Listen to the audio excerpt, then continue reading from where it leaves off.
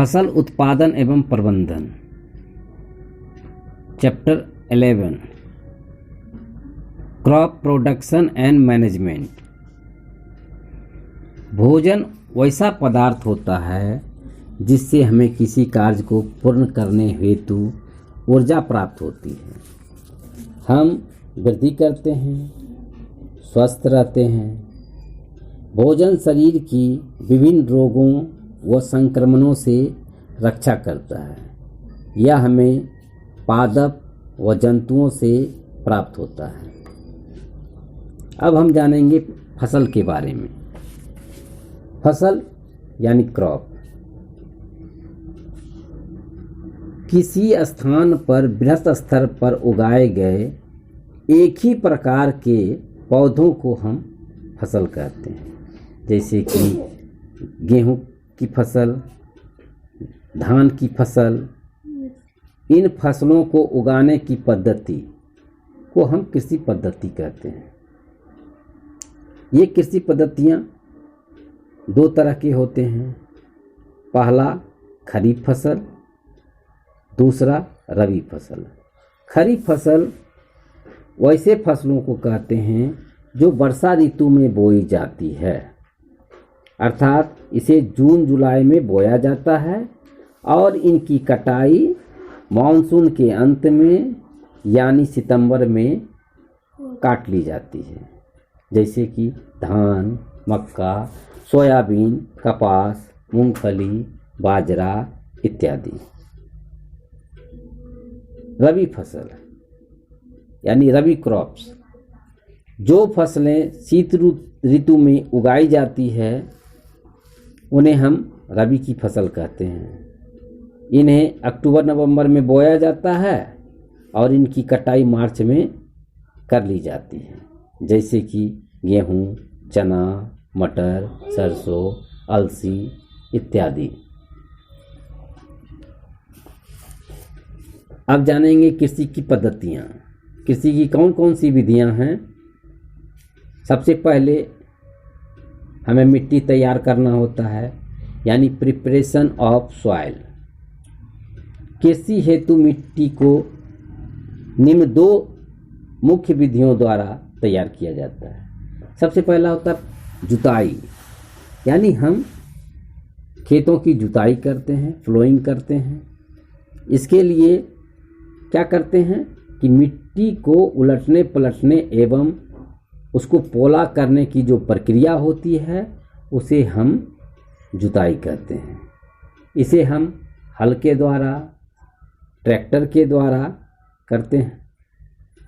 यह प्रक्रिया जो है वह लाभदायक है मिट्टी के लिए, क्योंकि यह जड़ों को मिट्टी में अधिक गहराई तक प्रवेश करने, उन्हें श्वास लेने व खरपतवार हटाने में सहायक होता है। मिट्टी को उलटने पलटने से उसमें उपस्थित पोषक पदार्थ ऊपर आ जाते हैं, जिनका उपयोग पादप करते हैं। जुताई के बाद क्रम आता है समतल करना, यानी लेवलिंग। जुती हुई मिट्टी ढीली हो जाती है, इसलिए मृदा अपरदन को रोकने के लिए एक लकड़ी या लोहे के पाटल को मिट्टी के द्वारा मिट्टी को दबाकर समतल कर दिया जाता है। इससे सिंचाई के समय पूरे खेत में जल का वितरण समान रूप से होता है। दूसरा होता है बुआई। जब मिट्टी समतल हो जाए तो हम लोग क्या करते हैं, उसको बुआई करते हैं। नई फसल उगाने के लिए बीजों को मिट्टी में फैलाने की प्रक्रिया बुआई कहलाती है। यह पहले पारंपरिक औजारों द्वारा किया जाता था, अब जो है इसका उपयोग सीड ड्रिल द्वारा किया जाता है। अब है खाद एवं उर्वरक मिलाना, एडिंग मैन्योर एंड फर्टिलाइजर्स। पादपों को अच्छी वृद्धि हेतु मृदा में कुछ पदार्थों को मिलाया जाता है, जिसे हम खाद या उर्वरक कहते हैं।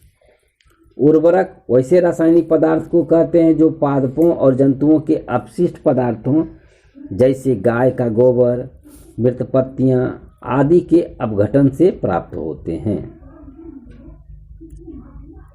पादपों एवं जंतुओं के अपशिष्ट पदार्थों को खुले में एक गड्ढे में डालकर सूक्ष्मजीवों द्वारा अपघटन कराया जाता है। इस अपघटित पदार्थ को रासायनिक खाद के रूप में प्रयोग किया जाता है। किसके रूप में प्रयोग किया जाता है? अपघटित पदार्थ। हाँ, खाद के रूप में इसका उपयोग किया जाता है। सिंचाई। मृदा की नमी को बनाए रखने के लिए नियमित रूप से खेतों में पानी डाला जाता है। नियमित अंतराल पर जल की आपूर्ति करने की यह जो प्रक्रिया है यही सिंचाई कहलाती है। सिंचाई के निम्नलिखित स्रोत होते हैं: कुएं, नलकूप, तालाब, झील, नदियाँ, बांध, नहर, ये सभी जो हैं जल के स्रोत होते हैं और इन्हीं के द्वारा हम अपने खेतों की सिंचाई करते हैं। विभिन्न संसाधनों को जुटा करके सिंचाई की पारंपरिक विधियों में घेरनी होता है, ढेकली होता है, चेन पंप होता है, रहट होता है, ये सब सम्मिलित होते हैं। सिंचाई की आधुनिक विधियों के अंतर्गत छिड़काव तंत्र व ड्रिप तंत्र आते हैं। अब क्या है कि सिंचाई करने के लिए पाइपों में छेद कर दिया जाता है जिससे अत्यधिक पानी का बहाव ना हो पाए, पानी बर्बाद ना हो पाए। अब है खाद खरपतवार से सुरक्षा, यानी वीड्स जो अनचाहा फसलों में हो जाते हैं उससे हमारी सुरक्षा, फसलों की सुरक्षा कैसे होगी, इसके लिए क्या करते हैं, खेतों में फसलों के साथ कुछ अवांछित पौधे प्राकृतिक रूप से उगते हैं। इन्हीं अवांछित पौधों को फसल के साथ जो उगते हैं उन्हें हम खरपतवार कहते हैं। इन खरपतवारों को हटाने एवं उनकी वृद्धि को नियंत्रित करने के लिए किसानों द्वारा खेत जोतने, फावड़े से खरपतवार को हटाने व खरपतवारनाशी का छिड़काव करने से खरपतवार हटाने में सहायता मिलती है। इसे हम निराई भी करते हैं। इस प्रक्रिया को हम लोग निराई भी करते हैं। फसलों से जब हम अवांछित पदार्थ यानी अवांछित पौधे को जब हम निकालते हैं तो ऐसी प्रक्रिया को हम लोग निराई करते हैं, है ना। दूसरा है कटाई। इसके बाद आता है कटाई का नंबर। जब फसल पक जाते हैं तो हम लोग हार्वेस्टिंग करते हैं, कटाई करते हैं। फसलों के पक जाने के बाद उन्हें काटकर एकत्र कर लिया जाता है। यह प्रक्रिया फसल की कटाई कहलाती है। यह निम्न चरणों में संपन्न होती है। कटाई के दौरान या तो पौधों को खींचकर उखाड़ लिया जाता है या उसे धरातल के पास से काट लिया जाता है। इसके लिए एक मशीन हार्वेस्टर का भी प्रयोग किया जाता है या हंसुए का प्रयोग किया जाता है, जिसे दरांती भी कहते हैं। इसके पश्चात काटी गई फसल में बीजों या दानों को भूसी से अलग कर दिया जाता है। इस प्रक्रिया को हम थ्रेसिंग कहते हैं। यह कार्य कंबाइन मशीन द्वारा किया जाता है जो हार्वेस्टर और थ्रेसर का संयुक्त रूप होता है। पहले हार्वेस्टर होता था और थ्रेसर होता था जो इसका काम करता था। अब दोनों को मिलाकर कंबाइन मशीन बनाया गया है जो एक ही साथ काट करके दाने को अलग कर लेता है। अब आता है नंबर भंडारण का, यानी स्टोरेज का। अनाज का भंडारण लंबे समय के लिए किया जाता है, अतः उन्हें नमी, कीट, चूहे व सूक्ष्म जीवों से सुरक्षित रखना आवश्यक हो जाता है।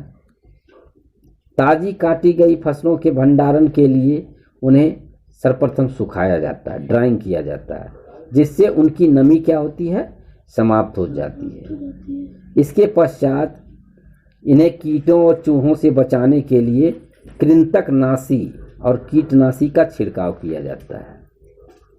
इसके बाद अनाज का भंडारण जूट के बोरे या धातु के बड़े पात्रों में किया जाता है।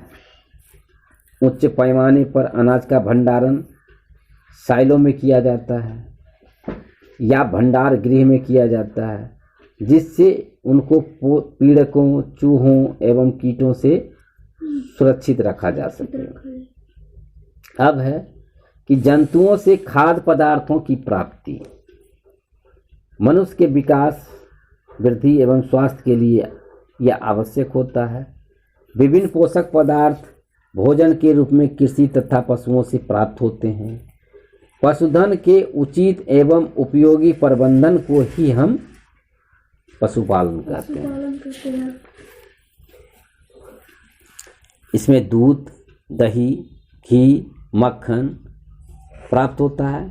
ये दूध देने वाले पशुओं से प्राप्त होता है, जैसे गाय हो गया, भैंस, बकरी, इन्हीं से हम ये सब चीज़ प्राप्त करते हैं। दूसरा होता है अंडा, मांस, जो मुर्गी पालन से प्राप्त होता है, जिसमें मुर्गी, चूजा आदि पाले जाते हैं। अब इतना जानने के बाद अब हम लोग जानेंगे कि भोजन के कौन कौन से घटक हैं जो हमारे लिए आवश्यक है, हमारे पोषक तत्वों की पूर्ति करता है ना। सबसे पहले जानेंगे कार्बोहाइड्रेट के बारे में। कार्बोहाइड्रेट वैसा पोषक तत्व है जो ऊर्जा का प्रमुख स्रोत है और ये ज़्यादातर पादपों से ही प्राप्त होता है, जैसे हो गया गेहूँ, चावल, मक्का, बाजरा, आलू, चीनी, केला, आम इत्यादि। दूसरा पोषक तत्व है हमारा प्रोटीन, जो शरीर की वृद्धि और दैहिक ऊतकों की मरम्मत के लिए जरूरी होता है। यह हमें दूध से प्राप्त होता है, पनीर से प्राप्त होता है, अंडा से प्राप्त होता है, मछली से प्राप्त होता है, मांस से प्राप्त होता है। और कुछ ऐसे पादप भी हैं जिसमें प्रोटीन होता है, जैसे चना हो गया, मूंग, अरहर की दाल, बीन्स, मटर इत्यादि। जंतु से हमें मीट, दूध, अंडा इत्यादि से भी हमें प्रोटीन प्राप्त होता है। तीसरा पोषक तत्व है वसा, जो शरीर को ऊर्जा प्रदान करती है। शरीर को क्या करती है? ऊर्जा प्रदान करती है। पादप व जंतुओं दोनों से प्राप्त की जा सकती है। जंतु वसा, मक्खन, घी, दूध, पनीर, अंडा, इन सब से हमें वसा की प्राप्ति होती है। इनके अलावे पादप में मूंगफली का तेल, सूरजमुखी का तेल, तिल का तेल, इन सबों से भी हमें वसा प्राप्त होता है। अब है विटामिन। विटामिन की आपूर्ति हमें कहाँ से होती है? यह बहुत कम मात्रा में होता है। ये शरीर को सुचारू रूप से कार्य करने के लिए आवश्यक होता है। विटामिन वसा में घुलनशील होता है, जैसे विटामिन ए, डी, ई और के। विटामिन ए जो है वह संतरा, गाजर, पालक में प्राप्त होता है, पालक से प्राप्त होता है।